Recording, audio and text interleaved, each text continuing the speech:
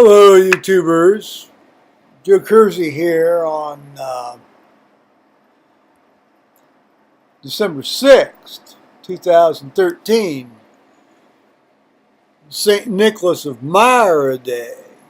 The St. Nicholas that is viewed,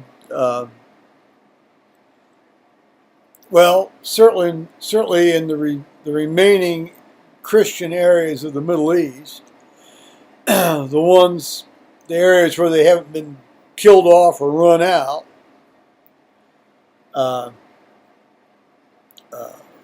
St. Nicholas viewed as what we in the more western areas of the Christian church view as, well, St. Nicholas, the prototype of Santa Claus, Thomas Nast should hang his head in shame on that one.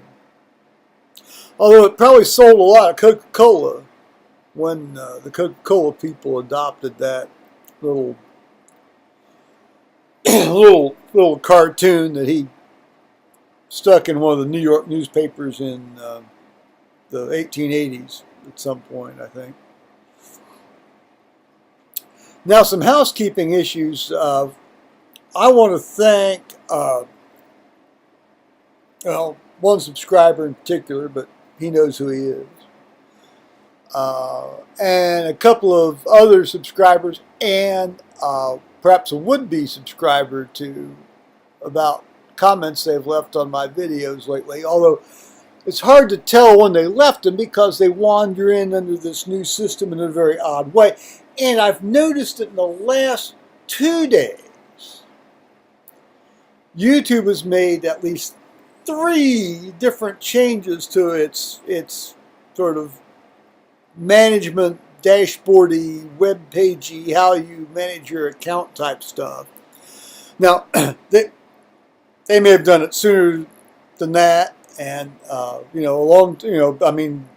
before that, and I'm just now noticing it because I'm slow on the uptake on this. Or in any case,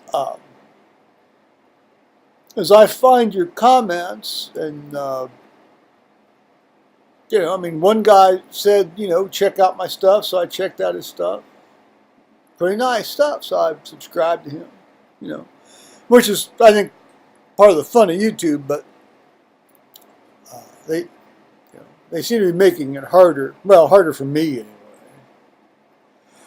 I don't know. I mean, you've got a lot of these guys out there now. They do the tweets and the twats and the this and the that and the glimmer and the thatter and the and it's, well, I spend a lot of time on this, but quite frankly, I don't want to spend much more time on it. When I say I spend a lot of time on it, suffice to say, as I will get into it later, I was up at 12:30 this morning after having had about 4.5, 5 hours of sleep. More of that or not. But in any case, I thank the people who've taken an interest in what I have to say. Now,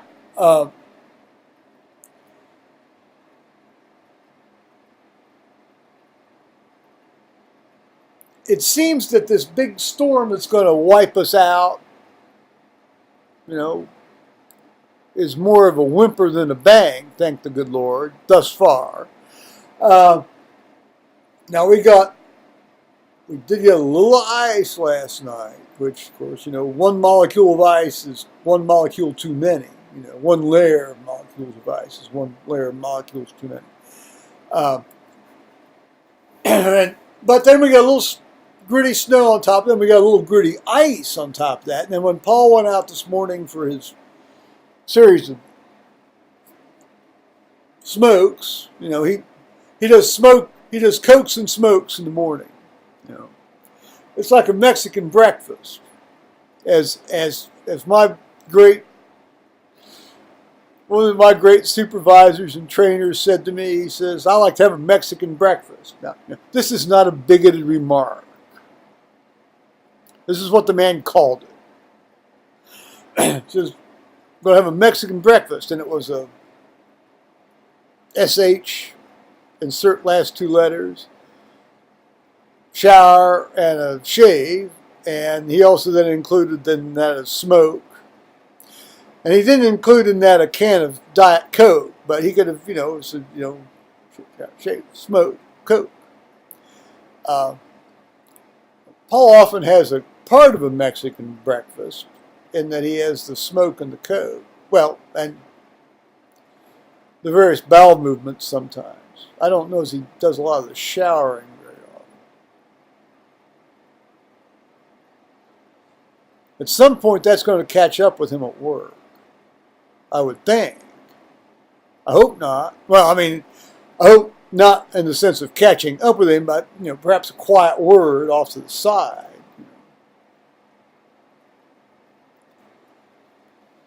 It wouldn't be the first time, and it might not be the last.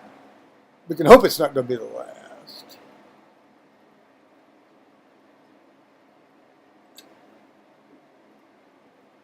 Of course, I'm looking kind of scruffy, but that's because I don't have to present myself in public till next Sunday. And after that, until next Thursday. Plus, it's cold. I may have to go out and shovel snow or chip ice or something. I want a little windbreak. Well, after that extensive delaying tactic, let's get down to business.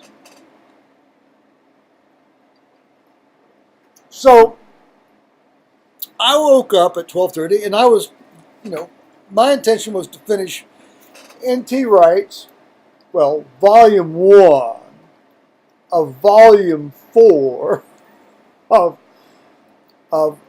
Christian origins and the question of God. And so Volume 4 is called Paul and the Faithfulness of God. And I am quite close to the end. But as always, if you read this man's other stuff, as always, and as very clearly I do too, I guess, having seen how long I am into this video now, it's 7.5 minutes. There's always a long lead in to get to the point. You got to lay the groundwork. You got to set out your assumptions and prejudices and leaps of ideas and things. Well, God bless this man. I mean, I've read, aside from his so and so for everyone series, where he does this kind of it's a translation, but it's a modern vernacular. It's an actual translation, though. It's not a paraphrase of the New Testament, which I find very uneuphonious and very unrhythmic. Well, I don't like. No, I shouldn't emphasize. It's uneuphonious. I mean, for someone who grew up with the authorized version of the Bible, it grates against my sensibility. Now, I suppose if somebody grew up reading his stuff, from the age of 8 or 9 or 7, if he grew up reading this, he calls it the Kingdom New Testament. It's an actual translation. It's a translation. It's not a paraphrase. Okay. But boy, they're going to miss a lot of the beauty of the word, small w, and the word, capital W. Perhaps I got that in reverse order. They're going to miss a lot of the beauty of the word, capital W, and the word, small w, by reading his Kingdom New Testament. I think there's a different name for it. There's an English publisher's name and a U.S. publisher's name for it. In any case, the thing I like about this man, let's finish the first point first, and then we'll get to the second point. The first point is that he sets forth his analytical and socio-historical analytical method, which is essentially a narrative method. Which I've always said that if you tell the how, see, this is my historiography. This is my idea of historiography. If you tell the how of history in enough detail,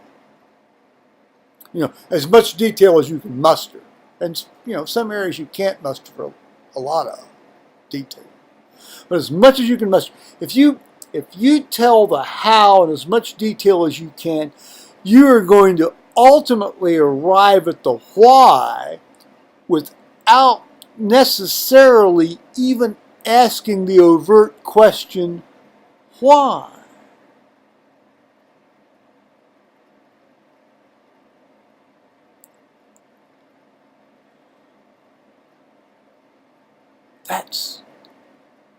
That's just an amazing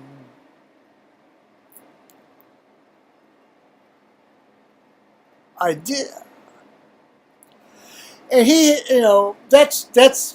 essentially he says that without saying that. But he's a theologian. Obviously, he's a theologian.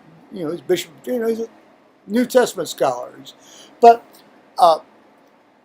he describes himself in his initial books, anyway. And maybe not in this one, but in his initial books of this series, Christian Origins and the Questions of God, as a social historian, social religious historian, social historian, an historian. He says I am an historian, and that's how he self-identifies, and as such, he tries to think like an historian. Meaning, I have to tell the story in as much detail as I can. And so in order to tell the story properly, I have to know what kinds of stories are going inside my characters, or in his case, as an historian, the historical actors or perpetrators, depending on how you view it, has. What assumptions do they have? What ideas do they carry around?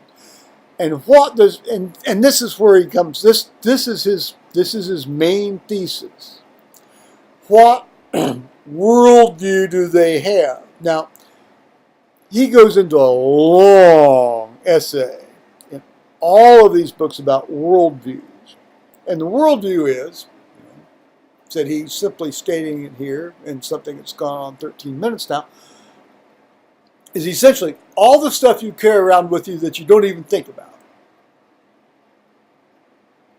For example,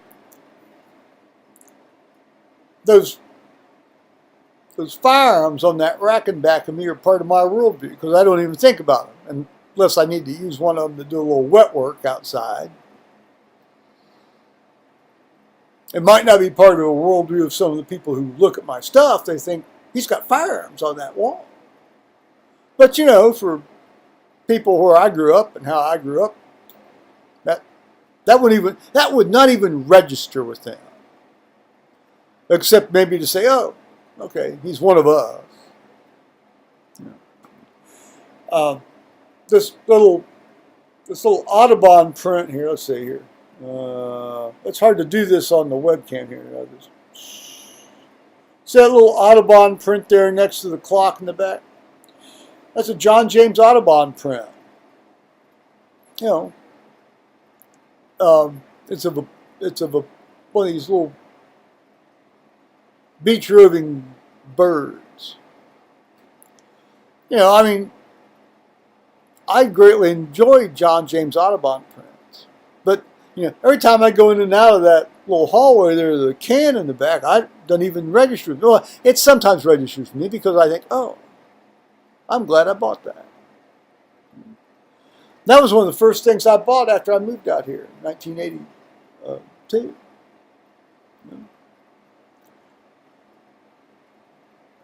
Same with that Korean action clock there from some outfit in San Francisco. Boy, it took a long time to get that thing to run right, but that was part of the fun of it. It's an actual pendulum clock. It's in one of these quartz clocks that you just, stick the little battery in and it goes. Like you see in a barber shop, I don't know, unless you go to a really good barber who likes to horse with mechanical things.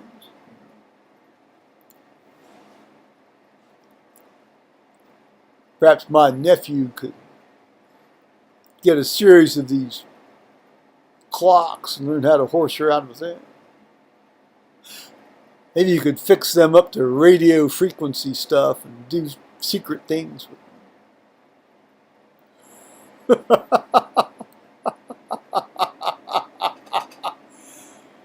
I wouldn't put it past him because he's a clever so. So's his wife, and so will be his kid.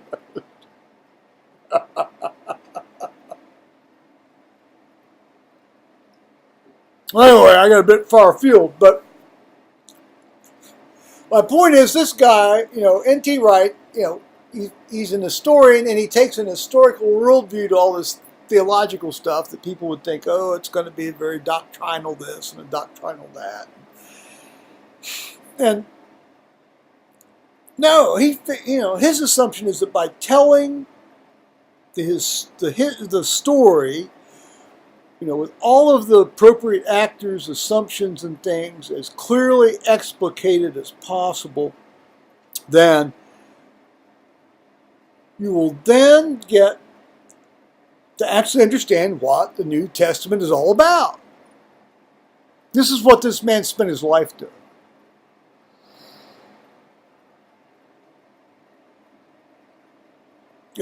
It's amazing.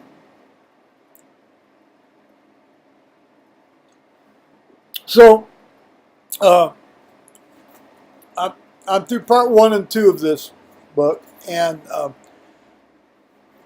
we're up to around 600 pages at the end here, and we've got another 1,500 pages to go in the next one. But see, it's very much like, now I can start to talk about the stuff that's important. And he had one. This man is not into italics, but he had one italicized paragraph that he arrived at, and this is clearly the one he wants us to carry into the next subsequent 2 parts of the book. And I thought it would be worthwhile reading it a little bit to you with some explanation. What he has done, what he did was he sets up the idea that St. Paul writes with 3, if not 4, underlying stories. The first is the big story. God created the heavens and the earth. That's the big story.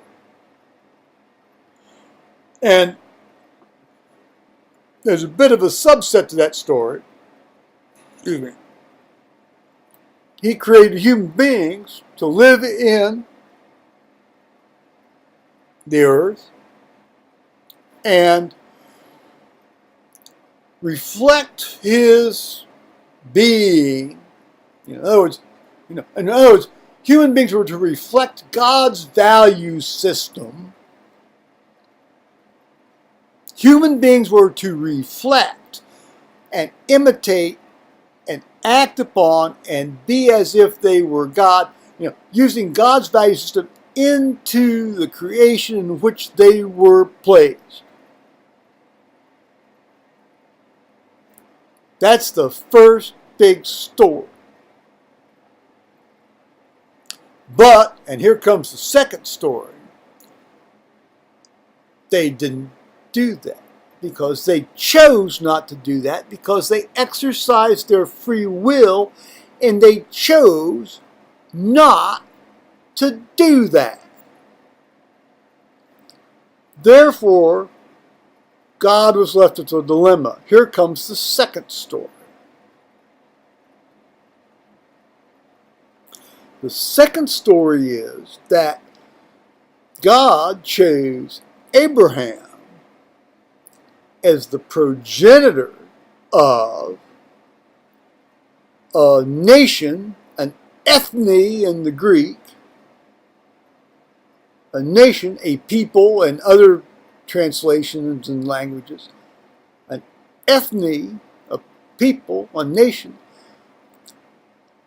as a progenitor of that nation, that if they would be faithful to God, He would use them as a vehicle to renew and restore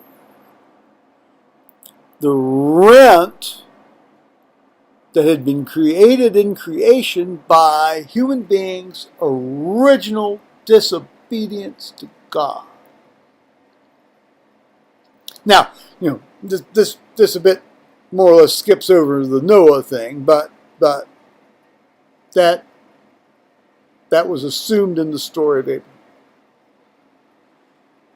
And of course, that takes place in the two covenants of Genesis 12 and Genesis 15.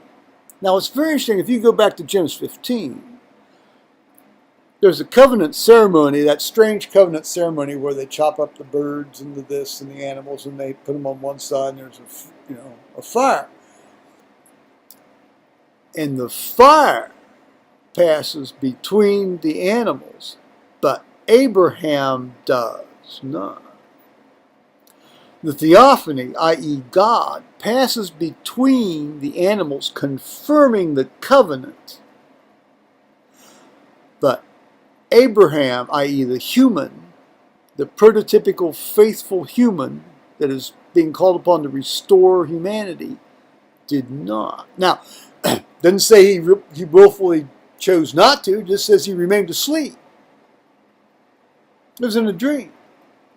But, in his dream, he did not follow God through,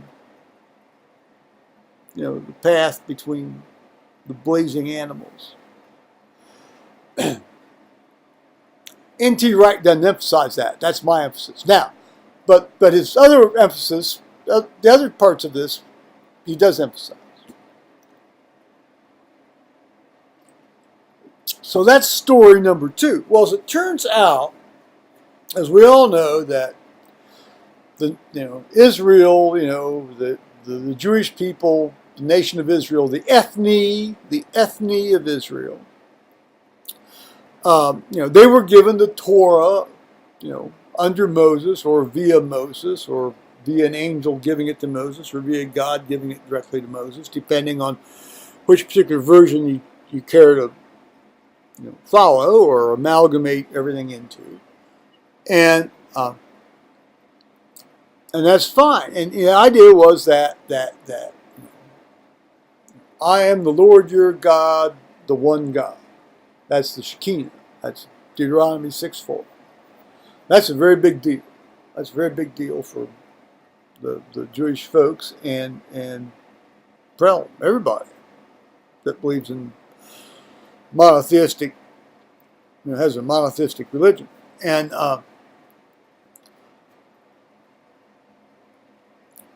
then there's the whole thing about the Exodus, and the Exodus and the various forms of disobedience and challenges in the desert and wilderness wandering,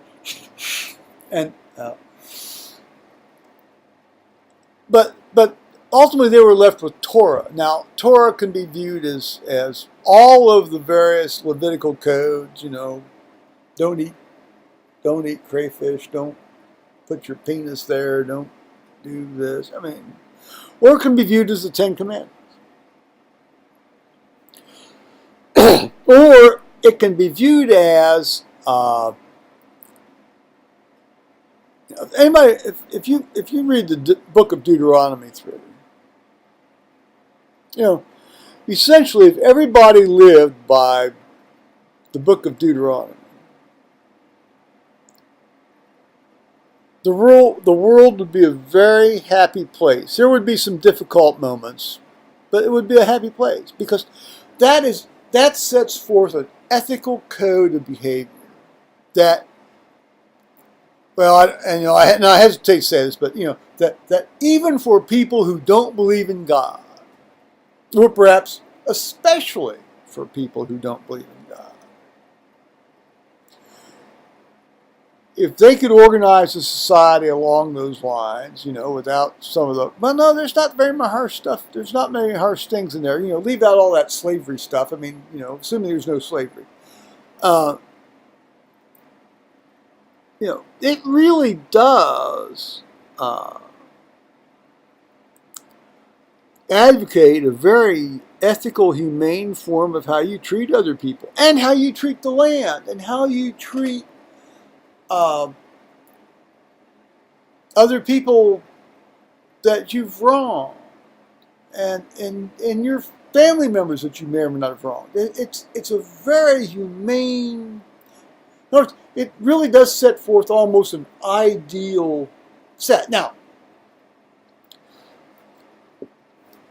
this gets into the whole idea of the Bible containing everything necessary for salvation, but not everything in the Bible is necessary for salvation. So, it contains everything necessary for salvation, but not everything in it is necessary for salvation. I mean, there's a certain amount of historically contingent material in the Bible, both in the Old and the New Testament.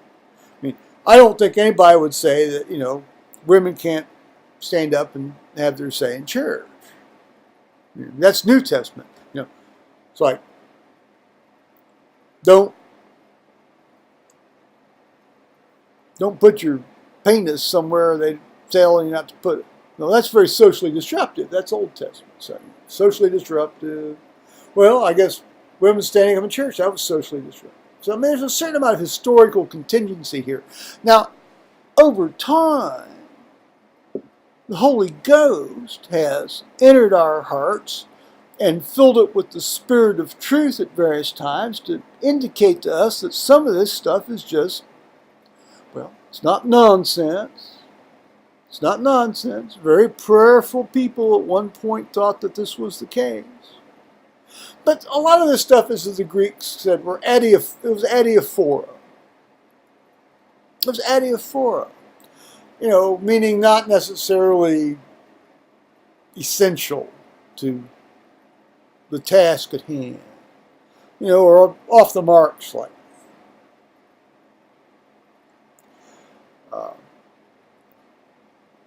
Thing is, though, it's very easy to have a demon sit on your shoulder and say,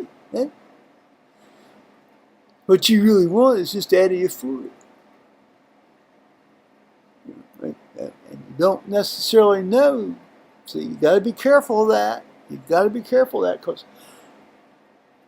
those little characters are still around.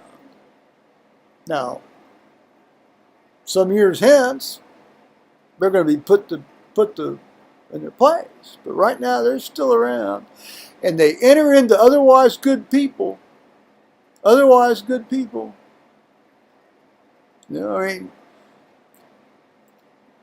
Paul's letters to the Corinthians basically emphasize the fact that, otherwise good people are being led astray. Well, Galatians, Anyway, so I wanted to read this to you. Let's see. Well, so that's the first. So the third story then was. Third story was that. When Israel was truly and truly Israel, then they were supposed to behave as God had told them, and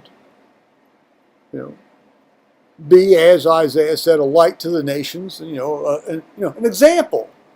Now, I've always said that Jesus Christ is the ultimate visual aid. Well, Jesus Christ was, it turns out, the ultimate Israel, because he took it upon himself to die as the ultimate Israel. And but I move ahead of myself on that case. But because there's no way that Israel could live up to all the injunctions of the Torah, because human beings just can't. They short of divine help, they can't do that. Human beings can't live that way short of divine help. Well, and hence, so the third subplot of all this, the third story is, well, since we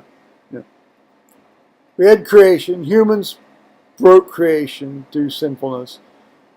Israel was supposed to be the solution to that, but they didn't make it. So here comes God's Son, God. Here comes God to take it upon himself to fix and inject himself into the world directly and start the new creation. Right there on the spot, through his death, taking upon himself all the sins, and his resurrection, new life, a fresh start, if you will. But not a contingent fresh start. This is the fresh start without contingency. Anyway, so that's the story that N.T. Wright is talking about. And I thought it would be worthwhile to read this here, because what I did was I summarized his narrative analysis. So when you hear phrases like narrative analysis, that's to be subsumed in what I'm saying. This is the application of the story of Jesus to the human problem, consequent upon the solution of the specifically Israel-shaped problem. And with this narrative analysis starting to take full shape,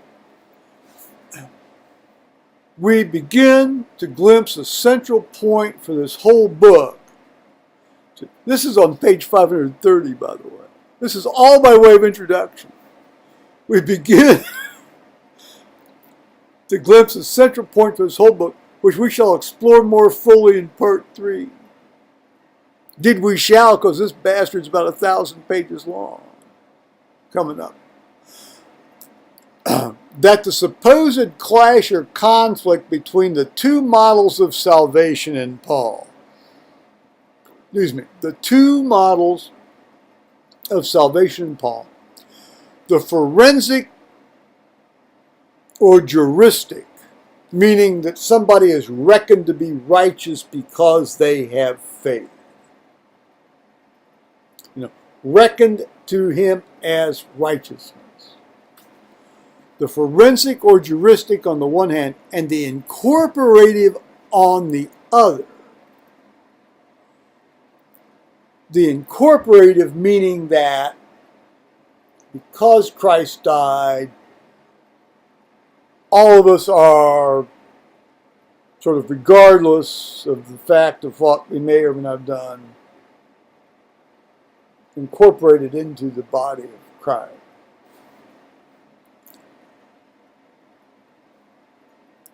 Is itself a category mistake, the result of a failure to see how his different stories actually work. Once we sort them out, the two supposedly warring schemes of thought fit together with no difficulty. Well, perhaps I misstated the incorporative thing here. Forensic or juristic, and incorporative on the other hand. Well, obviously, I come from the more of the forensic background. That if you believe and then develop faith, grow into faith, then that's salvation. But the incorporative also has to do with more the fact that if you are a part of the church, and I know this may be more of a, my view may be more of a Protestant view, and the incorporative thing may be more of uh, uh, Western Catholic, let's say Western Catholic. I don't think the Eastern Church ever has had this kind of more or less false dichotomy here.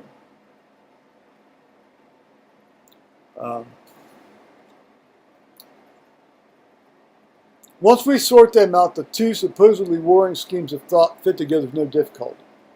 They are together part of a larger whole of which those traditionally divisive labels are, as it were, signposts from different angles.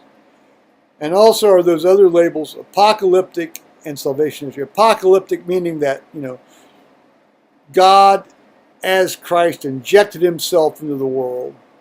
Apocalyptic, an encounter with the divine, injecting himself into the world. And salvation history meaning a continuous story from creation until the end of, the end, or not the end, but the development of, past where we are now. And indeed horizontal, which is the salvation story, and vertical as the apocalyptic story. On this more anon, and then, so that's, I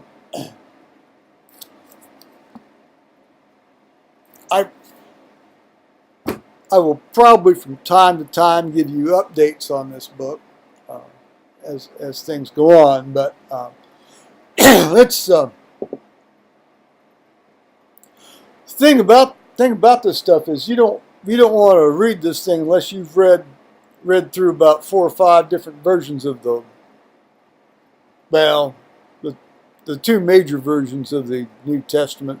Well, no, I mean others as well. I mean, you've got the Authorized Version, King James. That's King James, Authorized Version. You've got the NRSV, all right.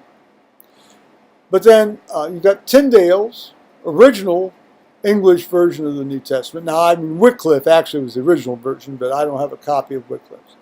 And then you've got, you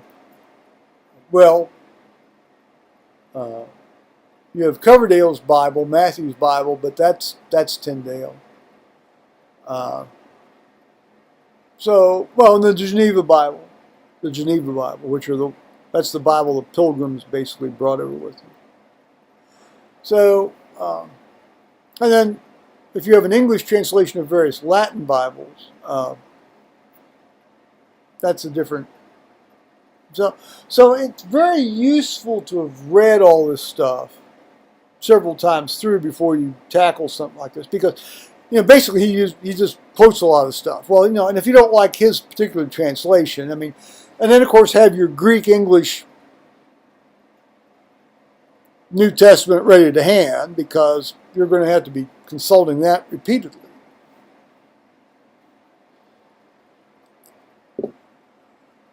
It's fascinating. And when you can't sleep at night, there are a few better ways to spend your time.